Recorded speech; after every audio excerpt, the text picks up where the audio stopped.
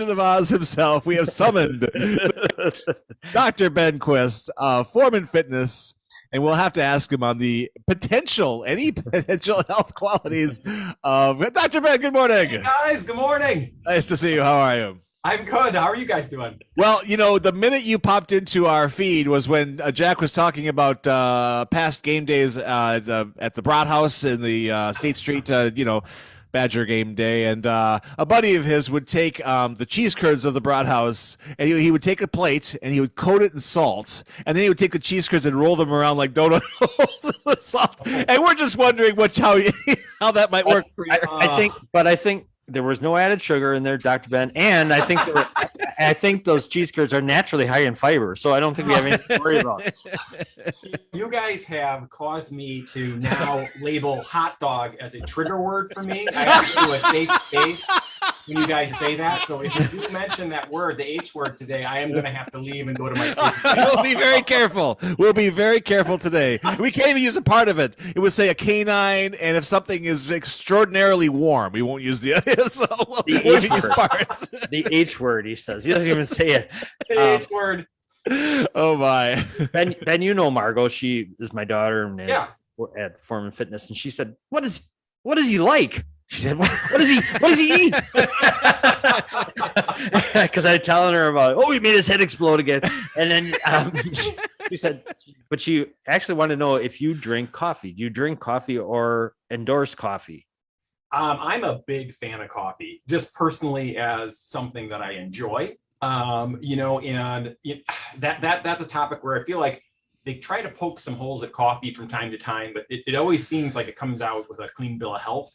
From what I've seen, where it may even be a net positive, so I am a huge fan of coffee. And I will preface that by saying coffee, not coffee creamer, not coffee with sugar, not coffee with, it's coffee, enjoying the coffee, versus putting a bunch of crap into the coffee and then making it, a very unhealthy beverage for you. So, and I have some strategies that I've done because I switched to black coffee with some spices in it about 5 or 6 years ago, and I never looked back. What spice? I know this isn't what you want to talk about, but I have to, or we can talk about this later. I feel so strongly about this spice company that I've been utilizing. I'm starting to retail it at the club. At Foreman Fitness Grafton. So nice. We are going to have those because it's kind of expensive, but I can get it wholesale and then pass on the discount to all of our consumers. So, but it's a spice called Dirt that I put in there. But I've read about that. I heard about that. Yeah. It's a great spice that it takes a bunch of different spices that are very healthy for you, and it's delicious. It smells wonderful, and you pop it into the coffee, and it makes that black coffee taste just wonderful. So. But anyways, I'll bring a bag with me. I should have it by next week, and I'll show you guys what it looks like. Cool. Okay. All right. Well, thanks for answering that. There's one thing that we can all agree on, and that's coffee. Absolutely. Good. I mean, we know you know my track record, but I will say I've been doing coffee right for years. I've always been straight black coffee from day one.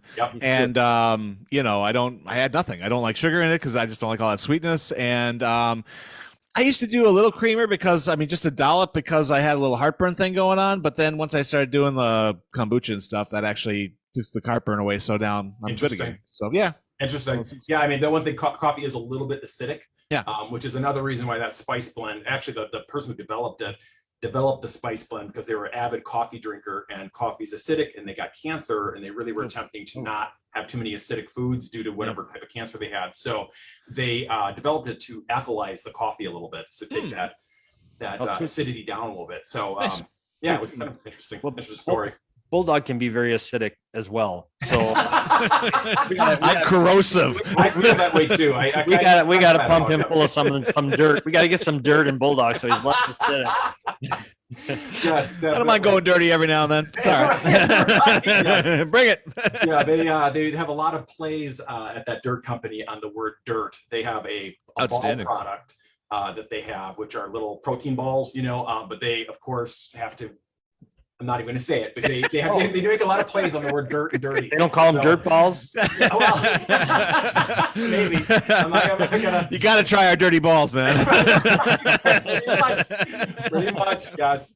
Oh, and actually, and Jack, this is something I wanted to talk to you about. So you had that really gross processed cereal last week that you showed me that you were wondering about, like Yes. the protein cereal or whatever it was. Yeah, Magic Spoon. Magic Spoon. It came out awful on many criteria, and it was a perfect example of how, the food industry takes the things that we are supposed to think are healthy, perverts it into some kind of bizarre thing like that, and then it can trick people who are actually really intelligent like you into wondering, like, should I really be eating this or not? And I have found a cereal that I think that you could eat. What? Yes, Here we go. I'm going to bring it to the show next week. Excellent. It's a possible compromise. It's kind of it's not a white flag of surrender on my part, but it's a compromise. Cereal that I think you'll find palatable and that you'll like, but it's also going to be really good for you. And Like a truce. It's almost a truce. A cereal Yeah, truce. truce. It's a truce. It's more of a truce. Let's have Lisa Curtis on that day too from the News Graphics, so we can actually have the press cover the truce. Yes. The truce talks. Please, I wanted to clarify. I tried the Magic Spoon, and the texture of it was like styrofoam. So Oh, really? I Yeah. wasn't a big fan, but I still get their promotions all the time because I ordered it one time. Yep. So I'm sure.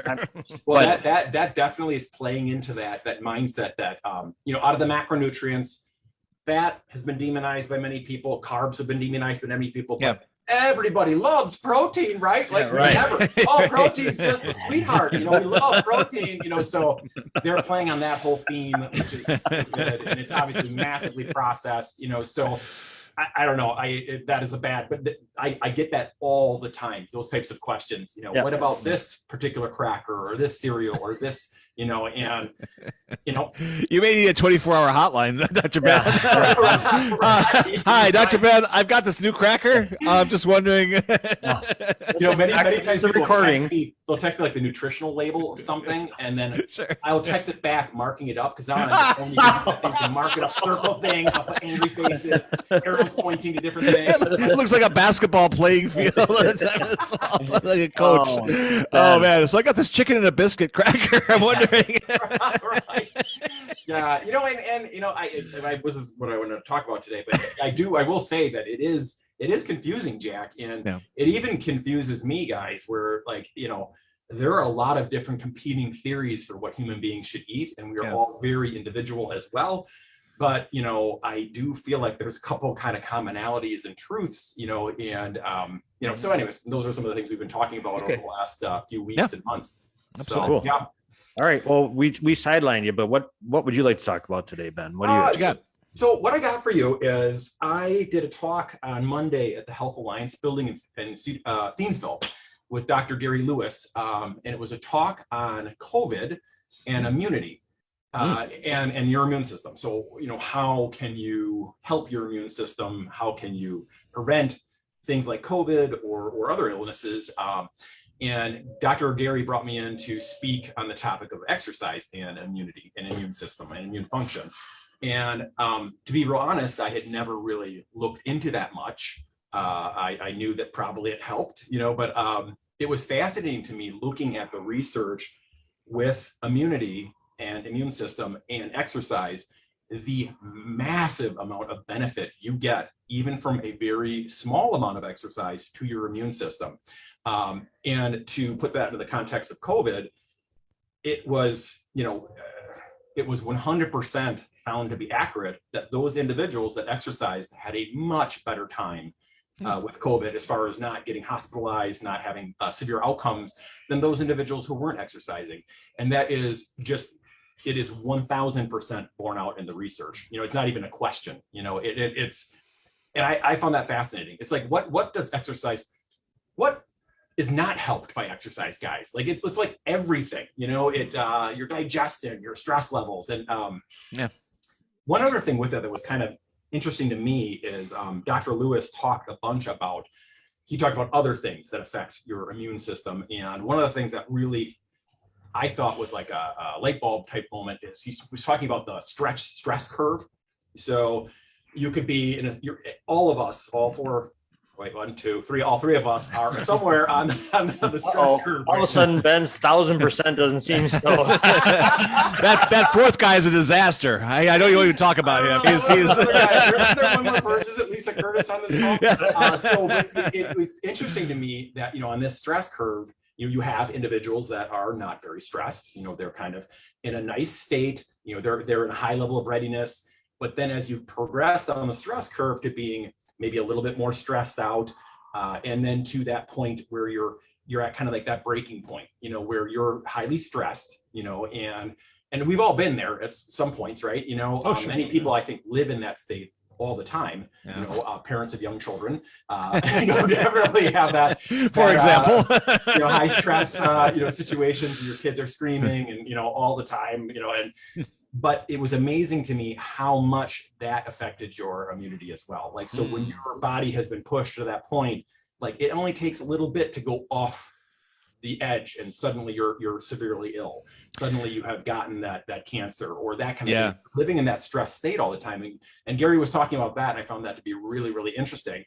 And do you guys know what one of the best stress relievers is? Can we say it together? 3, 2, 1. Exercise. Exercise. Yes, it's like there's nothing exercise can't do. It's like, what is this, Sesame Street? No, I can't count, but I know exercise is good for you.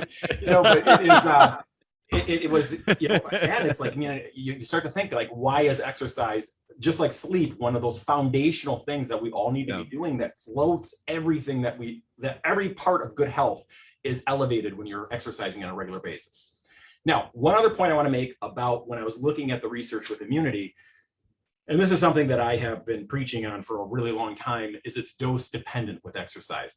So those individuals that exercise at a super high level all the time, and we all know who they are. It's that friend of yours that's running those ultra marathons. It's that person that's constantly has all the stickers on their car, like, I don't have any. I don't have any friends like that. Ben. I They tried. I asked them not to call. I love the 0.0 stickers. Those are good.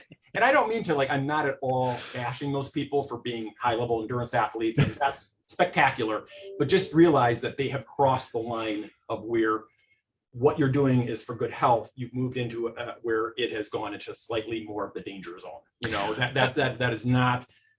And I suspect there's got to be a stress level with that. When you cross that line, then it's like I'm always stressed because I haven't crammed in 600 extra reps that I planned yet. I mean, it sounds like you're really swirling the bowl at that point. You're exactly right, Bulldog. And that's one thing that I mainly, most of the time, I'm trying to convince people to exercise at all. So I'm normally not on the other side of it, but I do have this really, several times a month, I'll be talking to someone where they are this extreme exerciser. They're working out hard every day. Every day they're taking their heart rate up into that max zone. They're doing all that kind of stuff. And you have to realize that is also a stressor to your body, right? Yeah. So that's where it becomes this like balancing act of like, okay, I'm going to be doing some exercise for myself, but I don't want to overdo it, and something to be thoughtful of. And for your listeners, those individuals that aren't exercising, what is really cool about that is just a little teeny bit of exercise at the lower end of the intensity scale delivers like 80% of the benefit of exercise. Wow. You don't have to come to team training at Form and Fitness like Jack does and get your butt kicked. I mean, yes, you get a little bit of extra benefit if you're doing that kind of stuff, but just taking a walk, with your spouse or a friend is you're getting the majority of the benefit of exercise. Wait, are you saying if I come to team training, I'm allowed to kick Jack's butt? Is that part of? I mean, is that when you guys all get to gather around and kick the crap out of him? Because I got my pencil. Where do I sign?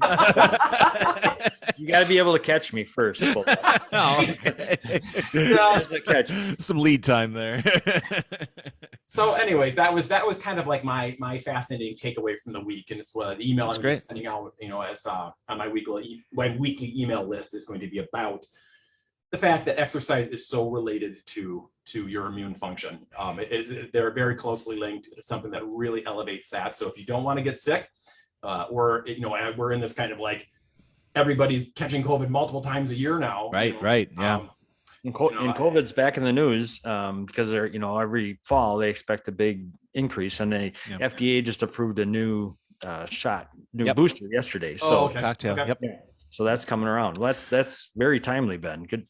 Well, you know, I mean, give yourself your own little booster. You know, take a walk every day. You know, right, exactly. I was just going to ask: was in your studies, was there a certain type of exercise, like more cardio or more strength training, or just a little of both? I mean, is there something you should lean into, maybe? Or usually it was, and with cardio and strength training, some of the strength training stuff elevates heart rate, and you get a cardio effect from the strength training stuff. Okay. But it was those individuals that were in that more of that lower to moderate range, which I would put myself in that category. I don't kill myself with exercise. I try to really balance it. I do have some periods of extreme high intensity, but they're short and they're brief, you know, and to get that extra benefit and get that 100% of the benefit of exercise. Sure.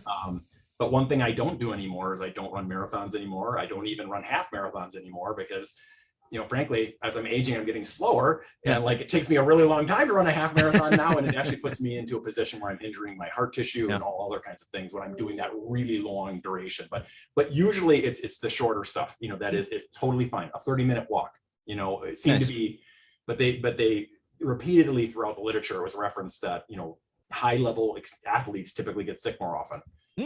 You know, versus like good to know.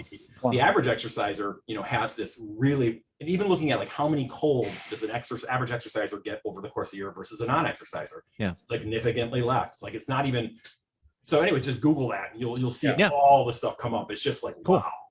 Okay, good information. Yeah, and so you exercise, you do your moderate exercise, and then you deserve a treat afterwards.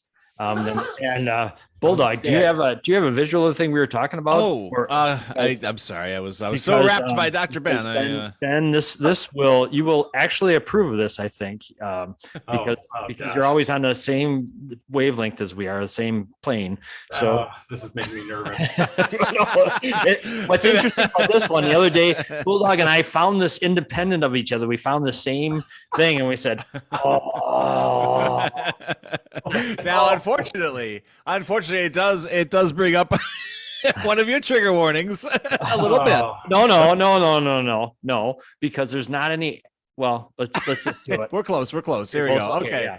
I believe this is what you're talking about, Jack. Cool down with this after a good hard workout. So I'm thinking we could add the cold dog into.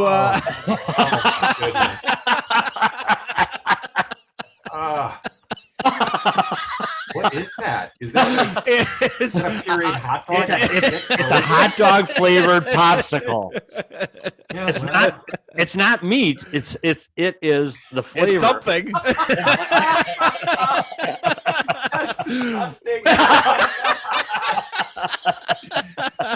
You know, that just does not look appetizing. I'm sorry. No. That looks at that and is like yummy. That's I'm actually worried. I'm just glad that they don't show someone actually sucking on it. It would be really that is just on many levels disturbing. Oh, look at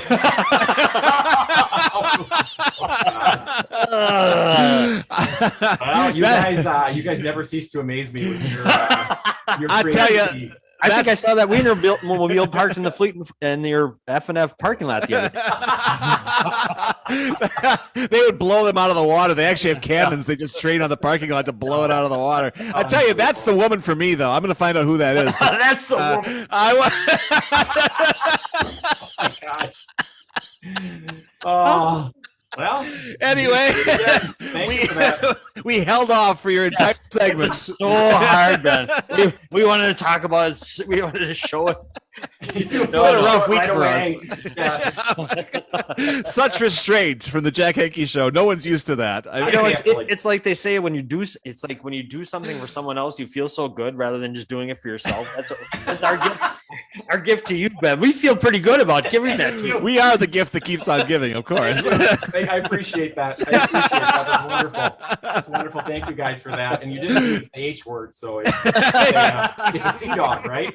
Cold dog. So. You got us on a technicality. So anyway, Dr. Ben, thank you as always. If you like Dr. Ben's segments and you don't want to suffer through the entire show, which I understand completely, we isolate some clips now, and they are on our new Jack Henke Show YouTube page. And Dr. Ben, I will send you a link to your clip from today, and you can if you're playing that meat popsicle, and you feel free to trim anything you'd like. If you want to do some post-production on there, cool. Thanks, guys. Have a great holiday weekend. Wait.